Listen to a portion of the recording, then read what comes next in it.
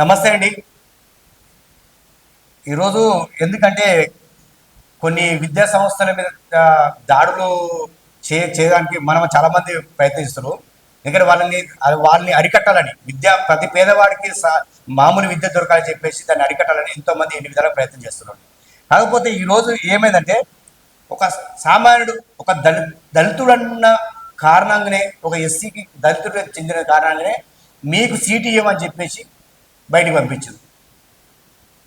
ఎక్కడి నుంచో ఆంధ్ర నుంచి వచ్చి ఇక్కడ విద్యా సంస్థలు పెట్టుకొని మన ప్రాంతంలో పెట్టి మనం ఉన్నాక మన దళితులకే సీట్లు ఇవ్వడం. మనం తెలంగాణ తెచ్చుకుంది దేనికోసమో మరి ఆలోచించాలి. మేధావులారా, మీరు మేధావి వర్గాలు అన్ని ఆలోచించాలి, రాజకీయ పార్టీ ఆలోచించాలి, కుల సంఘాలు ఆలోచించాలి. కనీసం ఒక ఒక అక్కడ ఎస్సీ మాదిగా తెలియగానే మీకు సీట్లు లేదని చెప్పి ఏదో సాకు చెప్పి పంపించారు. అడిగినందుకు వాళ్ళ మీద కేసు కూడా ఫైల్ చేశాడు. మరి ఆ కేసు ఫైల్ చేసింది కూడా మన తెలంగాణ పోలీసులే. నిన్న మొన్న కూడా బాగా జరుగుతుంది కదా, ఎక్కడో ఆంధ్ర నుంచి వచ్చిన పోలీసులు తెలంగాణను అరెస్ట్ చేస్తున్నారు. ఎవరి ప్రశ్నిస్తే వాళ్ళు అరెస్ట్ చేసుకుని పోతున్నారు. మరి ఈ దేనికోసం తెచ్చుకున్నట్టు మన తెలంగాణ చెప్పండి ప్రజల గిదేనా పరిపాలన? మనది వచ్చారా? మనకు నిధులు నియామకాలు, మనకు విద్యా వైద్యం అన్ని మనకు అంతే సక్రమంగా కూడా ఇంకా ఆంధ్రలో ఆధిపత్యం ఎందుకు ఇక్కడగా? గమనిస్తున్నా, చాలా మంది ఆంధ్ర ప్రాంతం చెందిన వాళ్ళు మన మీద ఛాలెంజ్ చేస్తున్నారు. మేము వదిలిపెట్టిపోతాము తెలంగాణ, మా ఆస్తులు కొనే కెపాసిటీ ఉంది అంటారు.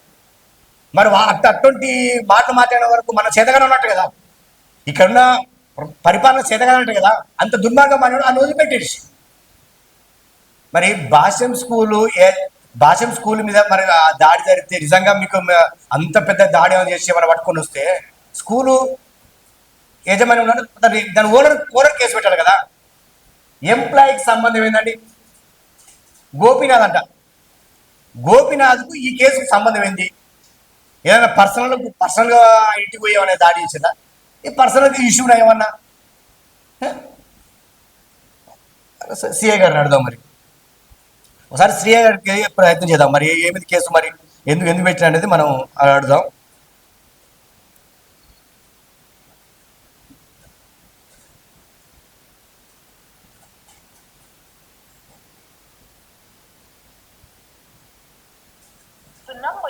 dialed is currently busy.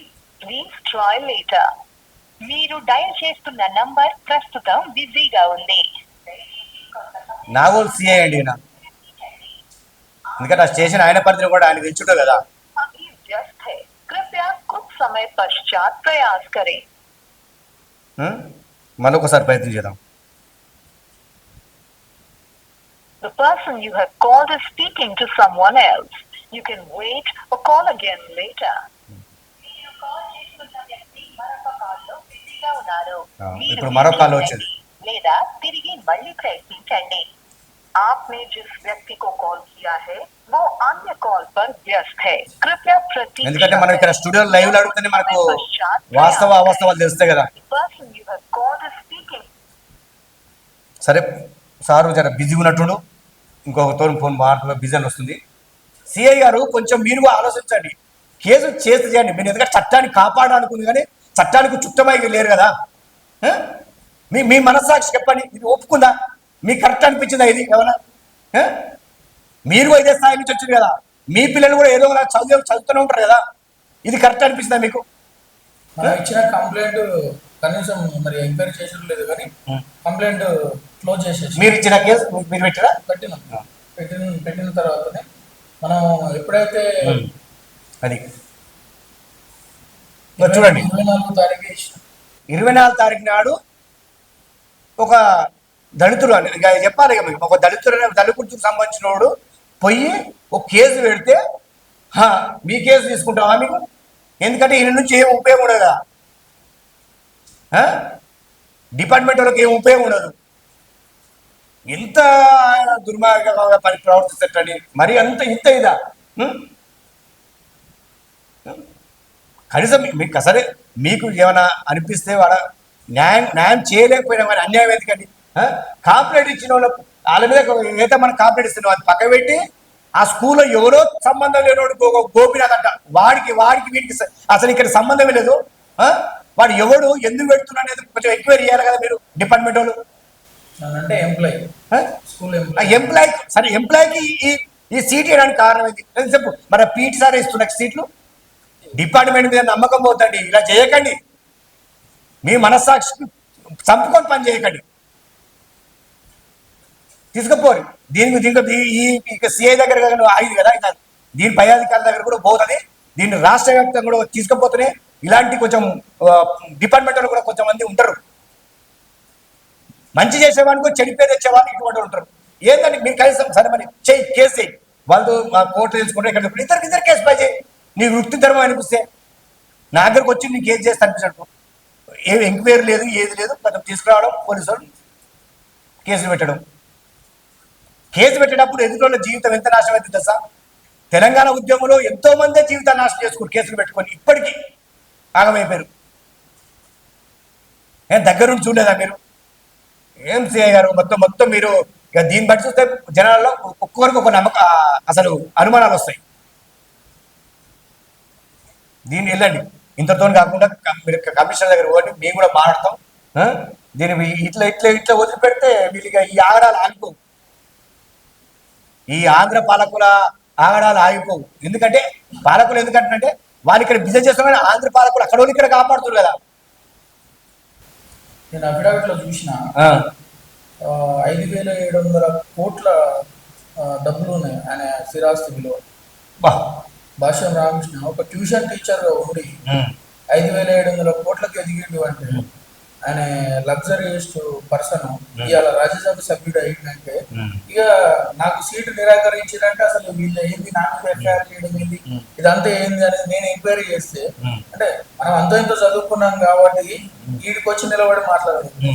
ఇక అసలే మాట్లాడుతున్నోడు కూడా ఉంటాడు చాలా మంది. దాంట్లో ఇప్పుడు ఎంతో మంది పిల్లల నుంచి ఆయన చేసారు, ఎవరు కూడా క్వశ్చన్ చేయడానికి ఛాన్స్ ఉంటుంది. అసలు ఎక్కడి నుంచి స్టార్ట్ అవుతుంది ఇంత ధైర్యం ఏంటి వీళ్ళకు? పేరెంట్ మీద కూడా ఎఫ్ఐఆర్ కట్టి అడ్మిషన్ పోతే పేరెంట్ మీద ఎఫ్ఐఆర్ చేసిన చరిత్ర ఓన్లీ తెలంగాణలో నాగూర్ పోలీస్ స్టేషన్ కే ఉంది. నాగూర్ పోలీస్ స్టేషన్ కేసు పెట్టించిన ఘనత కూడా భాష్యం బ్లూమ్స్ రామకృష్ణకే ఉంది. అది కూడా మన వ్యక్తి, తెలంగాణ వ్యక్తి తోటి మన మీదనే ఎఫ్ఐఆర్ చేయించాడు. ఆయన చేతికి మట్టి అంటకుండా మీరు మీరే కొట్టుకుని రావండి అని ఒకటి క్రియేట్ చేసారు. ఇక్కడ గమనించాల్సింది ఏంటంటే ఆయనకు డబ్బు పలుకుబడి ఈ ఏదైతే నిన్న మొన్న వచ్చినటువంటి రాజ్యసభ సభ్యునిగా ఎన్నుకోబడ్డటువంటి ఆ పదవి ఏదైతే ఇప్పుడు అక్కడి నుంచి ఫోర్స్ వస్తే ఇక్కడ పోలీసు వరకు సహకరించింది. అది వ్యవస్థ నడుస్తుంది. ఒక కింది స్థాయి నుంచి అసలు ఎంత కష్టపడ్డా ఎంత సంపాదించినా కానీ ఇన్ని విద్యా సంస్థలు పెట్టి ఇన్ని కోట్లకి అయితే అధిపతి అయితే కాలేడుగా. ఆయన జీవితం మొత్తం దారపోషణ. కానీ ఒక ట్యూషన్ టీచర్ ఇన్ని వేల కోట్లకు వచ్చినప్పుడు మరి రైట్ ఏం చేస్తారు వాళ్ళ మీద? చేయరు. మనకి ఇన్ని కాసులు ముడితే అయిపోయాయి. అది ఎవరు తెలియదు. ఈ డ్రామాలు, ఈ వేషాలు చాలా మంది ప్రజలు చూస్తూనే ఉన్నారు. ఇక ఆగడాలు ఆపండి, జరా ఆపండి. ఇలాంటి అన్యాయం జరిగితే దీంతో వదిలిపెట్టేది ఏమి ఉండదు అనుకోవచ్చు. ఒక ఎఫ్ఐఆర్ కేసు పెడితే భయపడి ఉంటాడు. ఇక్కడ వచ్చిన వ్యక్తులు భయపడే వ్యక్తి అయితే ఇంత దూరం రాకపో, ఇంత పోరాటం చేయకు, ఇంత ఎంక్వైరీ చేయకు. మీ చరిత్ర మొత్తం తీస్తాం. వీళ్ళతో పాటు దర్శకులతో పాటు మేము కూడా తీస్తాం. మీ ఎట్ట నడిపిస్తారో, మీ ఆంధ్ర బిజినెస్ ఎక్కడ నడుస్తామో అవి కూడా చూస్తాం. మేము ఇక్కడ మా మీద ఇంకెన్ని కేసులు పెడతారో కట్టండి, మాకైతే ప్రాబ్లం ఏం లేదు.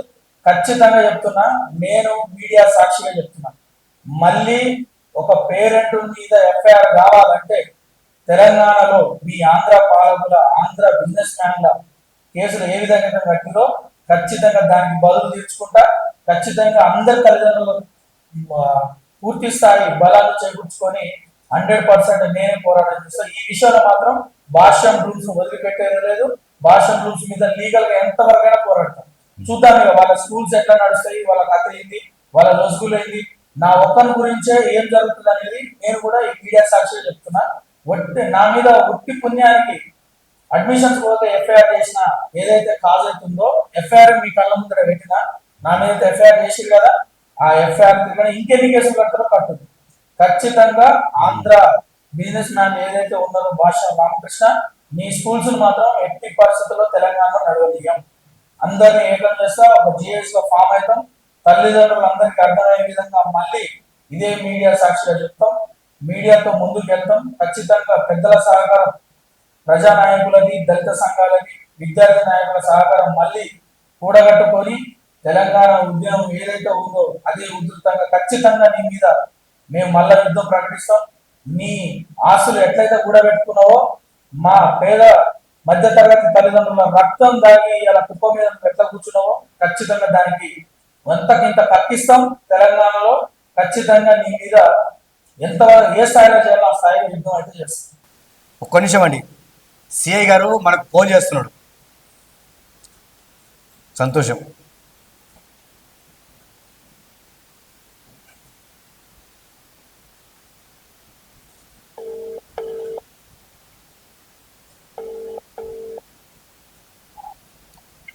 నమస్తే సార్. సార్ నేను జర్నలిస్ట్ శంకర్ సార్. మీరు స్టూడియోలో లైవ్లో ఉన్నారు సార్. సార్ ఇది వంశీ మీద ఎఫ్ఐఆర్ కేసు చేసారు కదా సార్. ఒకటి భాష్యం బ్లూమ్ స్కూలు పోతే ఏదో చేసారని చెప్పేసి వాళ్ళ మీద 10 సెక్షన్ల కింద కేసు చేశారు, ఎఫ్ఐఆర్ చేశారు కదా. ఇప్పుడు భాష్యం స్కూలు యాజమాన్యం వాళ్ళు కేసు పెట్టారా లేకపోతే ఇంకోరు సార్? యజమానిగా పెట్టినారు. ఆయన స్కూల్ మీదకి వచ్చి న్యూసెన్స్ చేస్తున్నాడు, బెదిరిస్తున్నాడని. ఇవాళ యాక్చువల్ గా అడ్మిషన్ ఇస్తామని చెప్పారు. ఒక అబ్బాయికి ఇస్తాం, ఇంకో అబ్బాయికి నెక్స్ట్ ఇయర్ ఇస్తాం అంటే లేదు ఇద్దరికి ఒకేసారి కావాలని చెప్పేసి నా కూడా జరిగింది. మరి ఈ గోపినాథ్ అంటే సార్ ఆయన కేసు పెట్టిన గోపినాథ్ దాంట్లో అడ్మినిస్ట్రేటివ్ చేస్తాడు. అడ్మినిస్ట్రేటివ్ ఆఫీసర్ అందులో ఒక పీటీ అడ్మినిస్ట్రేషన్ అదే మేము ఎంక్వైరీ చేస్తారు, ఆయన పీటీ సార్ అక్కడ.